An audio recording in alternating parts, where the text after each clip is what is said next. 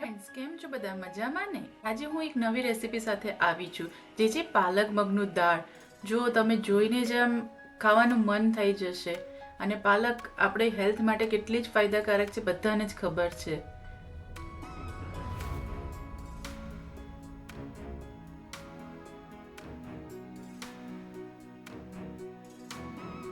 અહીંયા મેં એક કઢાઈ લીધી છે, જેમાં મેં 2 થી 3 ટેબલ સ્પૂન ઓઇલ લીધું છે.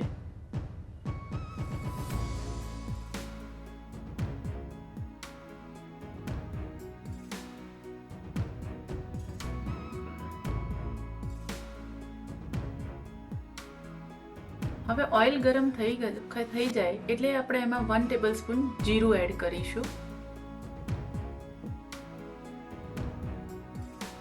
હાફ ટેબલ સ્પૂન હિંગ એડ કરીશું. અને પાલકના શાકમાં લસણ ના હોય એ બને જ નહીં, એનાથી જ આખો પાલક દાળનો ટેસ્ટ અલગ આવે છે. તો અહીંયા મેં લસણ થોડું ખાંડી લીધું છે, કાશ્મીરી મરચું સહેજ નાખીને. અને જે લોકો લસણ ન ખાતા હોય તો એ અહીંયા લસણ અવોઇડ કરી શકે છે. લસણ વગર પણ પાલક દાળની શાક સારી લાગે છે. અહીંયા મેં હાફ ટેબલ સ્પૂન હળદર એડ કરી છે. હવે 1 થી 2 મિનિટ માટે આપણે આ લસણને સહેજ સાંતળી દઈશું, જેથી તેની લસણની કચાશ જતી રહે બધી. હવે એમાં મેં એક ફાઇન ચોપ કરેલી અનિયન લીધી છે, જેને આપણે એને પ્રોપર મિક્સ કરી લઈશું. અને થોડી ગોલ્ડન બ્રાઉન થાય ત્યાં સુધી આપણે એને થવા દઈશું. જુઓ, તમે જોઈ શકો છો અનિયનને થોડી ગોલ્ડન બ્રાઉન આપણે થઈ ગઈ છે. હવે એમાં મેં એક ફાઇન ચોપ કરીને ટમાટું લીધું છે. ટમેટાને બી આપણે બરાબર મિક્સ કરી લઈશું. અને ટમેટા થોડા જલ્દી ફટાફટ ચડી જાય એ માટે આપણે થોડુંક સોલ્ટ એડ કરીશું. પાલકની દાળમાં સોલ્ટ થોડું જોઈને એડ કરવું, કેમ કે પાલકની દાળ મીઠું વધારે ખરાશ કરતી હોય છે, એટલા માટે એને સાચવીને મીઠું તમારે એડ કરવું. હવે આપણે આને લીડ ઢાંકીને 2 થી 5 મિનિટ સુધી થવા દઈશું, જેથી કરીને ટામેટા પ્રોપર ગળી જાય. જો મેં 5 મિનિટ પછી ઓપન કર્યું છે તો ટામેટા બધા એકદમ ક્રશ જેવા થઈ ગયા છે અને તેલ છૂટું પડી ગયું છે, તમે જોઈ શકો છો. હવે આ સ્ટેજ ઉપર આપણે અહીંયા મગની દાળ એટલે કે યલો દાળ મેં પલાળીને રાખી હતી એ એડ કરીશું. આમાં પાલકની દાળમાં મગની દાળની જગ્યાએ તમે ચણાની દાળ પણ લઈ શકો છો. ચણાની દાળમાં પણ એટલું જ ટેસ્ટી લાગે છે. જો તમને એની રેસીપી જોઈતી હોય તો મને કમેન્ટમાં જણાવજો.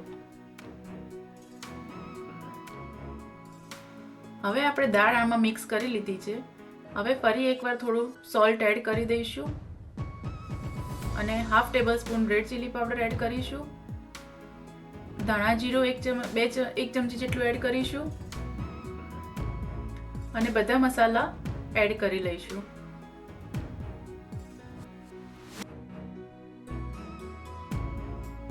હવે આપણે આમાં થોડુંક ગરમ પાણી એડ કરીશું. તમે કોઈ બી સબ્જીમાં પાણી જ્યારે પણ એડ કરો તો એટલું ધ્યાન રાખજો કે એમાં ગરમ પાણી જ એડ કરવું, જેથી કરીને જે સબ્જી આપણે બનાવી રહ્યા છે એનો ટેસ્ટ જળવાઈ રહે, મસાલાનો પણ ટેસ્ટ જળવાઈ રહે.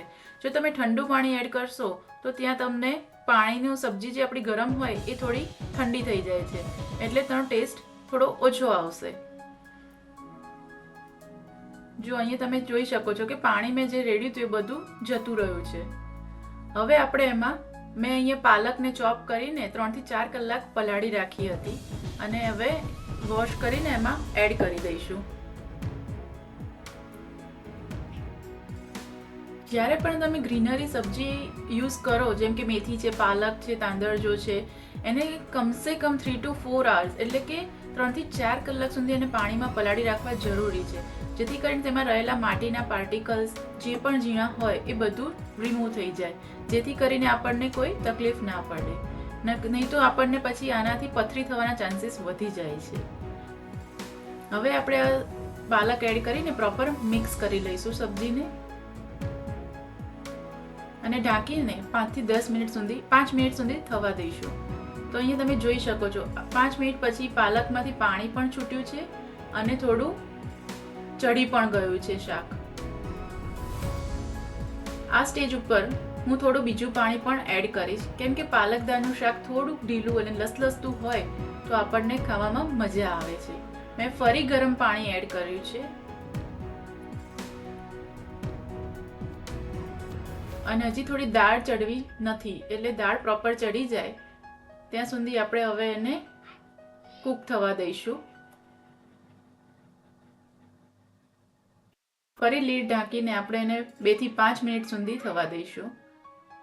છેલ્લે લાસ્ટમાં મેં અહીંયા હાફ ટેબલ સ્પૂન જેટલો ગરમ મસાલો એડ કર્યો છે, જેથી કરીને શાકનો ટેસ્ટ ઘણો વધી જાય છે.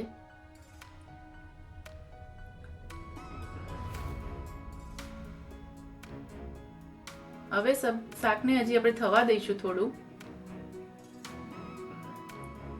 જો અહીં તમે જોઈ શકો છો પાણી બધું જતું રહ્યું છે ને તેલ છૂટું પડી ગયું છે સબ્જીમાંથી. આપણી પાલક દાળનું શાક તૈયાર છે.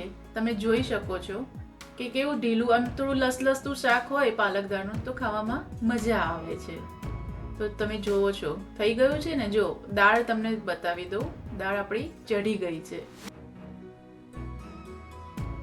સહેજ પ્રેસ કરવાથી તરત જ એ ભાંગી જશે. તો આપણું પાલક દાળનું શાક તૈયાર છે.